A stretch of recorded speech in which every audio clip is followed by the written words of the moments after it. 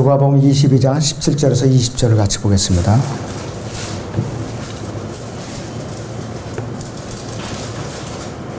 그리고 잔을 가지고 감사를 드린 후 말씀하시기를 이것을 가져다가 너희끼리 나누라. 내가 너희에게 말하노니 하나님의 왕국이 올 때까지 내가 포도나무에서 난 것을 마시지 아니하리라고 하시니라. 또 빵을 가지고 감사를 드린 후 떼어 그들에게 주며 말씀하시기를 이것이 너희를 위하여 주는 나의 몸이니 이것을 향하여 나를 기억하라고 하시고 저녁 식사 후에 잔도 이와 같이 하여 말씀하시기를 이 잔은 나의 피로 된 새 언약이니 이는 너희를 위하여 흘리는 것이라. 이렇게 말씀을 하고 있습니다. 주의 만찬을 했죠. 우리가 제목은 주의 만찬이 제정된 목적입니다. 주의 만찬이 제정된 목적입니다. 이 시대 각 지역교회가 참예라는 말이죠. 고린도서 10장 11절 참예라든지 주의 만찬 또는 감사를 드리다. 이러한 의미를 가진 헬라에서 나온 성찬이라고 부르는 의식이 예수님에 의해서 제정이 됐어요. 그분의 제자들과 최후의 만찬, 즉 갈보리 십자가의 죽으심을 앞두고 마지막 유월절 식사가 끝났을 때 제정됐어요. 그 누가복음 22장 20절하고 마태복음 20장 25절에서 그렇게 확정을 하셨는데 유월절 이 만찬은 감사기도로 시작을 합니다. 한 사람당 4잔의 포도주 잔이 준비됐다. 한 사람당. 첫 번째 잔의 포도주는 여기서 마시고 나서 다음에 그 마시고 나자마자 쓴 나무를 그들은 먹으면서 쓴 나무를 먹으면서 시편 113편하고 113편을 그들은 노래를 했다고 그래요. 두 번째 잔을 이제 포도주 잔을 마시면서 양고기하고 누룩 없는 빵을 이제 먹었다고 그래요. 그리고 세 번째 이제 포도주 잔을 마시고 나서 그들은 시편 115편에서 시편 110편까지를 노래했다고 그럽니다. 그리고 나서 네 번째 포도주 잔을 그들 앞에 이제 두었다고 그래요. 바울은 신약의 바울은 고린도서 11장 23절에서 26절에 주의 만찬의 질서를 제시해 놓고 있어요. 그래서 예수 그리스도께서 누룩 없는 빵에서 한 조각을 떼어내서 감사를 드린 후에 그 빵을 제자들에게 나눠주시면서 이 빵이 예수님 자신을 위한 것이 아니라 너희들을 위한 것이라 이것이요. 그래서 내 몸인데 너희들을 위한 것이라 이것이요.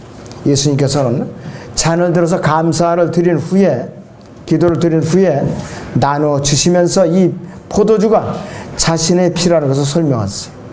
그런데 이 당시에 이 포도주 잔하고 이 빵은 유대인 서민들이 일상으로 먹고 마시는 식사예요. 그 당시에 일상으로 일반 유대인 서민들이 식탁에 차려놓는 그 음식이라 이거예요. 뭐 고급 음식이 아니라 이거지. 예수님께서 단순하고 일상적인 음식인 빵과 포도주를 거룩하게 하셨고 이것을 사용해서 영적인 아주 심오한 진리들을 전하신 거예요. 우리에게 오늘날까지도. 만약에 그분께서 고급 음식을 차려놓고 아주 그 포도주도 아주 고급 몇백 년씩 발효된 고급으로다 하라면 가난한 사람들은 꿈도 못 꿔요. 너무 비싸가지고. 아주 서민적인 그러한 식탁을 차려놓으신 거예요. 주의 만찬에 제정된 목적은요, 예수 그리스도의 죽으심을 기억을 하고 예수 그리스도의 오심을 다시 오실 때까지 전파하고 그 다음에 예수 그리스도의 몸의 하나됨을 기념하기 위해서 이 주의 만찬이 제정된 것이에요. 이 세 가지가 첫째는 예수 그리스도의 죽으심을 기억하기 위해서 제정이 된 것인데 고린도전서 11장을 보겠습니다. 고린도전서 11장 24절에서 25절을 보겠습니다.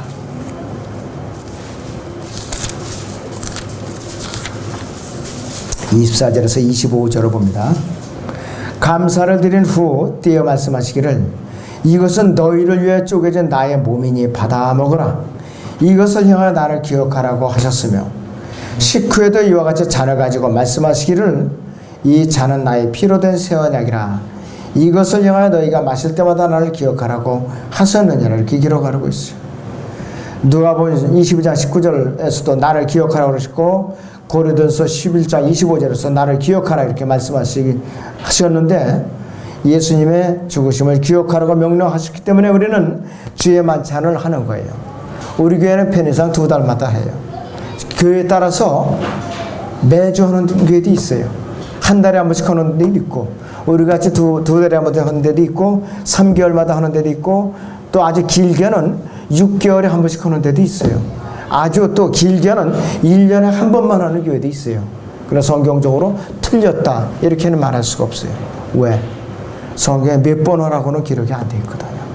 그러나 가능하면은 그분의 희생의 의미, 만찬의 의미를 되새기기 위해서는 그렇게 멀리 간격을 띄어서 하는 거는 그렇게 바람직하지는 않겠죠.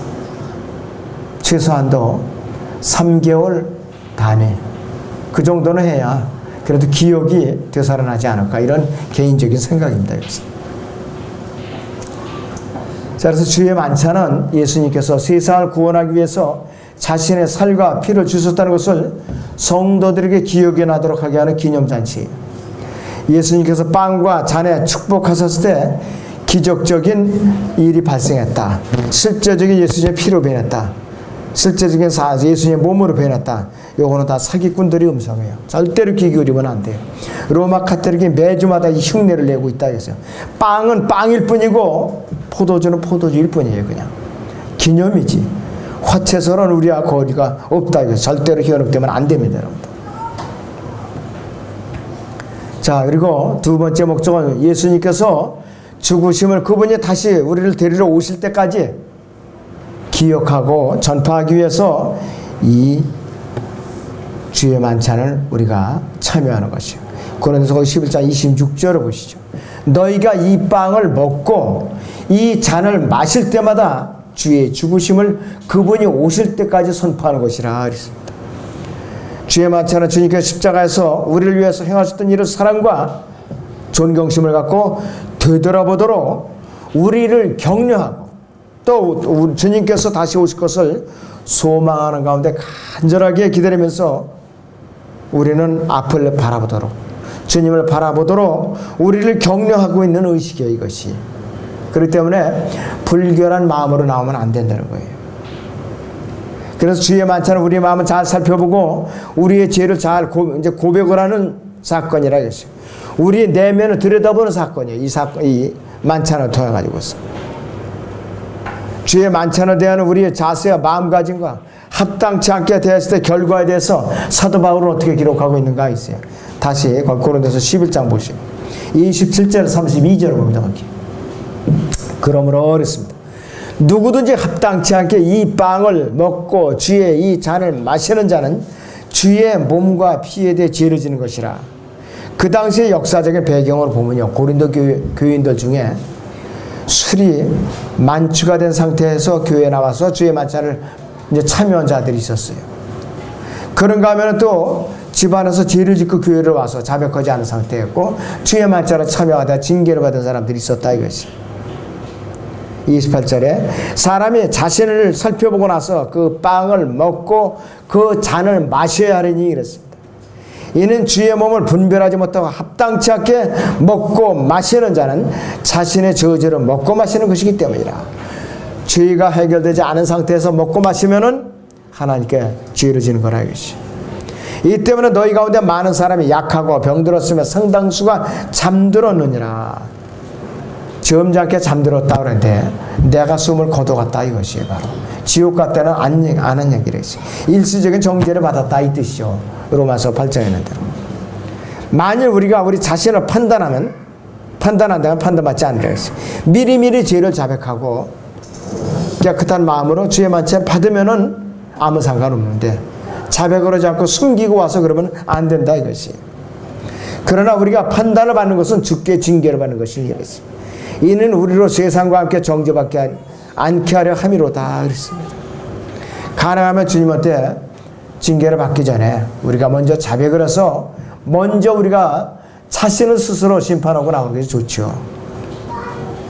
그리고 세 번째 목적이 있죠. 주님의 몸이 하나됨을 기념하기 위해서 우리는 주의 만찬에 참여하는 것이에요. 고린도전서 거기 10장에 17절을 보겠습니다. 10장에 17절을 보세요.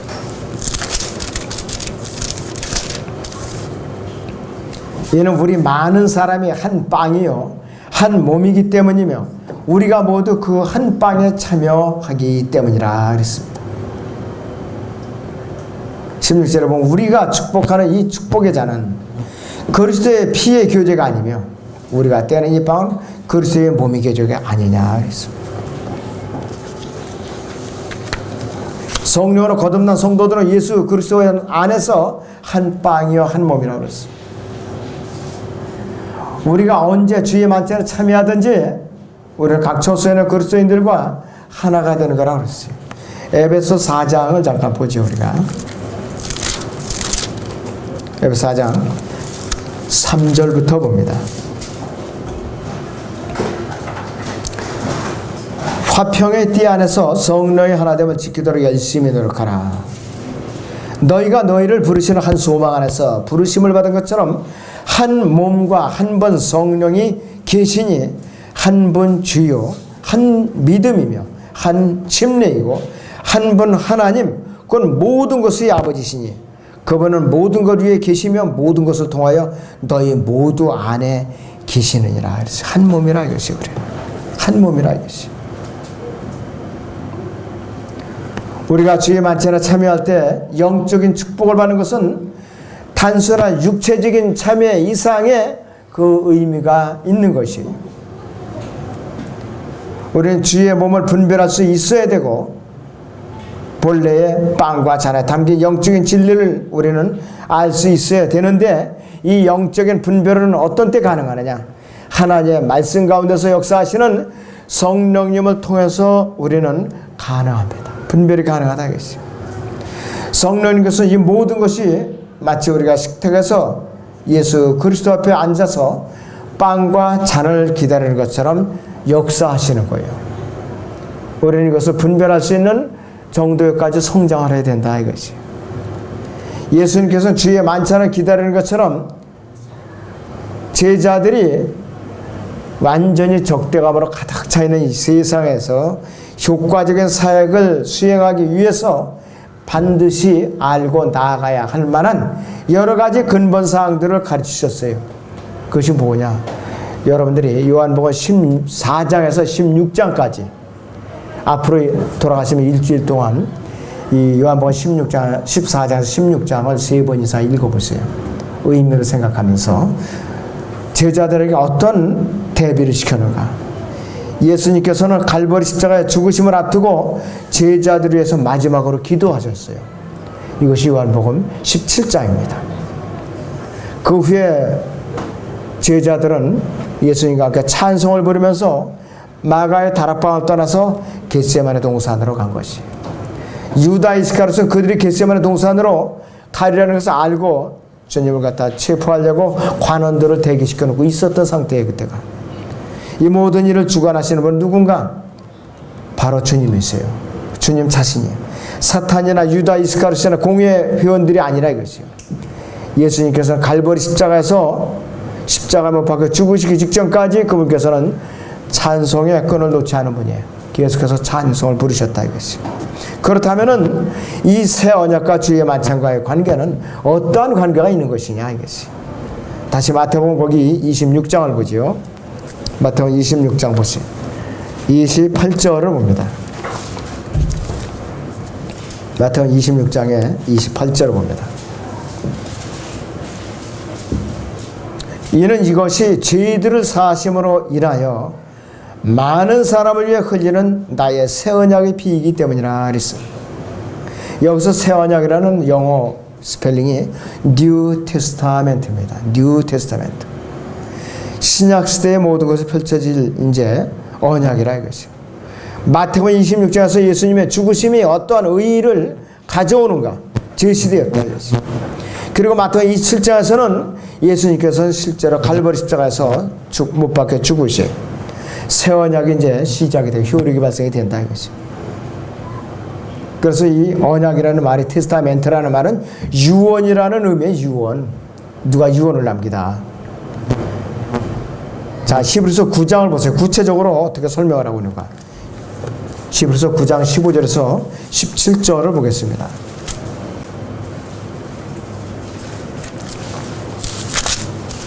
히브리서 9장 15절에서 17절을 잠깐 봅니다. 이런 연유로 그랬습니다. 이런 연유로 그는 새 언약의 증보자이시니 이는 첫 언약 때에 범죄한 것들을 구속하시려고 죽으심으로써 부르심을 받은 자들로 그 영원한 유업의 약속을 받게 하시려는 것이라. 유언이 있는 곳에는 유언한 자의 죽음도 필연코 따라와야 하리니 유언은 사람이 죽은 후에야 효력이 있으며 유언한 자가 살아있는 동안에 전혀 효력이 없느니라 그랬어요. 시사에서는요, 누가 유언장을 미리 작성해놔요. 분쟁을 막기 위해서. 만약에 재벌이 유언장을 작성해놓고 살고 있으면 자식들이 끌당을 해요. 빨리 돌아가셔야 할 텐데. 빨리 돌아가셔야 할 텐데. 어떤 사람은 빨리 안 죽고 오래 사니까 일부러 죽이죠, 부모를. 유산을 갖다가 가로채려고. 심지어는 그런 살인죄까지도 저질러져요. 자, 그런데 이 히브리서 9장 15절에 17절은 어느 것이냐, 바로 언약, 테스타멘트, 유언이라 이것이요. 누군가의 죽음과 관련이 되어 있었는데 이 피와 세어, 여기서 특별히 히브리서에서 이 언약은 구약 시대의 동물의 피를 말합니다. 구약 시대의 동물의 피예요. 그 히브리서 9장의 18절에서 19절을 보세요, 여러분들. 이 동물의 피가 새 언약에 썼다 이것이에요. 자, 거기를 보시면은 이렇게 설명을 해주고 있어요, 우리에게. 그러므로 첫 언약도 피 없이 드려진 것이 아니니 모세가 율법대로 모든 계명을 온 백성에게 말한 후에 송아지와 염소의 피와 물과 주홍색 양털과 우슬초를 가져다가 그 책과 온 백성에게 뿌리며 말하기를 이것은 하나님께서 너희에게 명령하신 언약의 피라 하였느니라 그랬어요. 동물의 피로 인해서 주어진 언약이에요. 이스라엘 백성의 죄를 범했을 때 송아지나 염소의 피로 죄사함을 받는다는 언약이라 이것이. 이것을 우리는 구약이라고 해요. 올드 테스타멘트. 그런데 율법에 속한 사람들은 첫 언약으로 인해서 동물의 피로 죄사함을 얻었어요. 그런데 이 첫 언약은 불완전했죠. 죄를 지으면 또 갔다가 제물을 드려야 돼요. 그때마다 계속 제물을 드려야 돼요. 가난한 사람들은 밀가루를 갖다가 드려요. 밀가루. 너무 가난하니까. 또 영원하지 못해요. 죄를 짓는 게 윈수예요. 이게 하루에도 몇 번씩 죄를 짓거든요. 그러면 어떻게 돼? 제물을 대기가 너무나도 바쁜 거예요. 너무나도 힘들다 이것이. 그리고 매년 대제사장은 백성의 죄를 갖다 일괄적으로 이제 하나님께 용서를 비는 속죄일이다 제정되어 있잖아요. 속죄일. 그래갖고 그때만 지성소에 들어가요. 자기 죄를 위해서 속죄를 정결의식을 행하고 그 다음에 백성들을 위해서 이제 속죄를 드리고 그 다음에 이제 피를 갖고 향로를 갖고 지성소에 들어가서 그 번제단 이 언약궤 위에다 뿌려요. 언약궤 위에다. 그래야만 1년 동안 또 임시적으로 그들의 죄가 용서가 된다 이것이. 그런데도 여전히 그들의 죄들이 어떻게 기간이 어떻게 백성 전체에 대한 기간이 유효 기간이 언제나 1년밖에 안 돼요. 1년. 야속하시죠 하나님도. 어째 그렇게 1년밖에 안 주시냐고요. 그렇게 정성을 들여다. 그래서 그것도 죄를 갖다 살짝 덮어요. 완전히 제거되는 게 아니라 이것이요. 출애굽기 34장 7절을 보겠습니다. 출애굽기 34장의 7절을 보겠습니다.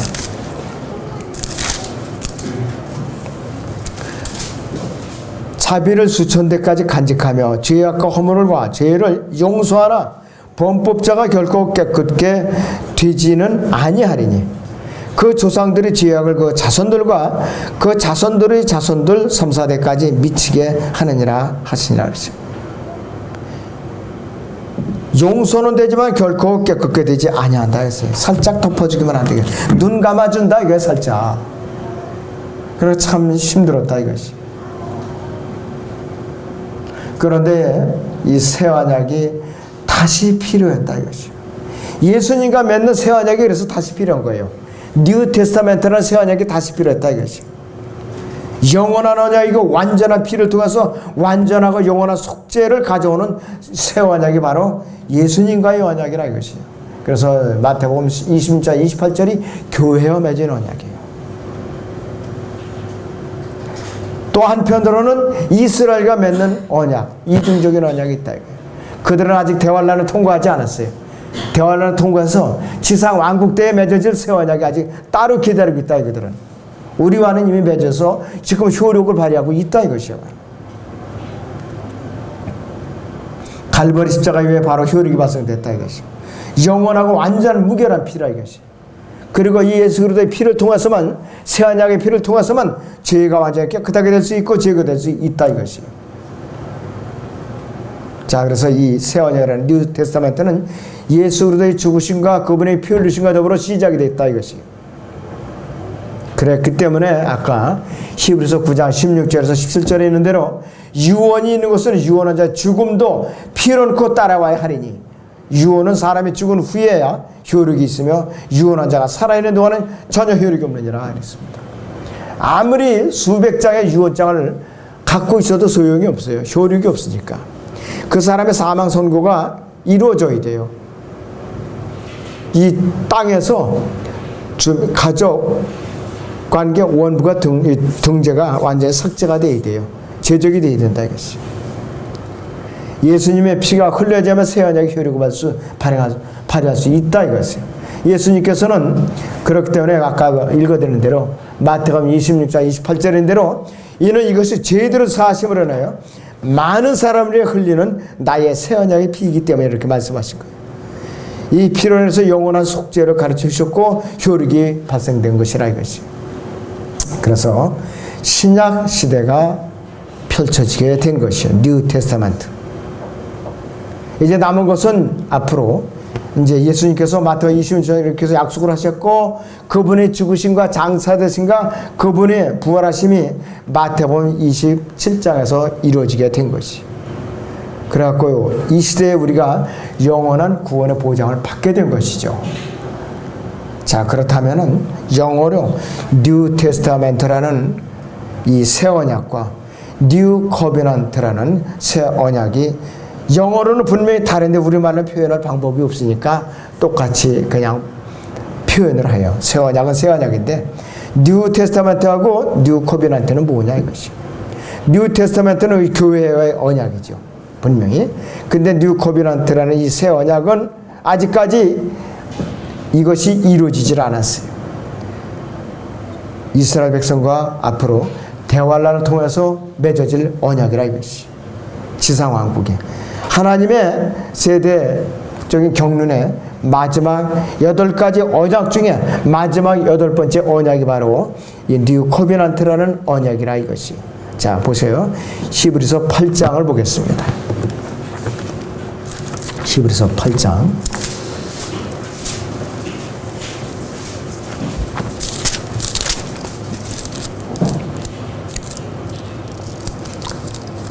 그들에게서 허물을 발견하고 그가 말씀하시기를 보라 그 날들이 오리라.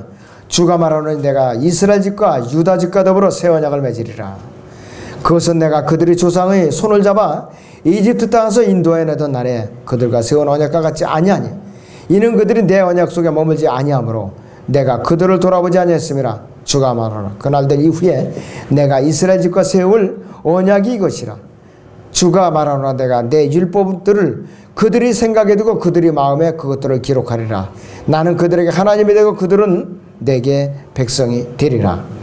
그들이 자기 이웃이나 형제에게 일일이 가르쳐 주를 알라고 하지 아니하리니 이는 그들의 가장 작은 자로부터 가장 큰 자에 이르기까지 다 나를 알게 될 것이기 때문이라. 내가 그들의 불의에 대해 자비를 베풀며 그들의 죄들과 불법들을 다시는 기억하지 아니할 것이라고 하셨느니라. 그가 말씀하시기를 새 언약이라고 하셨으니 그가 먼저 것은 옛 것이 되게 하신 것이라. 이제 낡아지고 오래된 것은 사라져가느니라 이랬습니다. 이들에게는 구약이 언제까지 가느냐. 대환란 끝까지 발목을 잡아요. 그래가지고 대환란 끝에 예수님이 지상재림해갖고 땅을 정화시켜서 그분의 왕국을 수립하고 보좌에 앉으시면은 드디어 이스라엘에게 약속된 8번째 마지막 언약 뉴 커비넌트라는 그 새 언약이 맺어져 가지고서 그들이 회개를 했든 안 했든 관계없어요.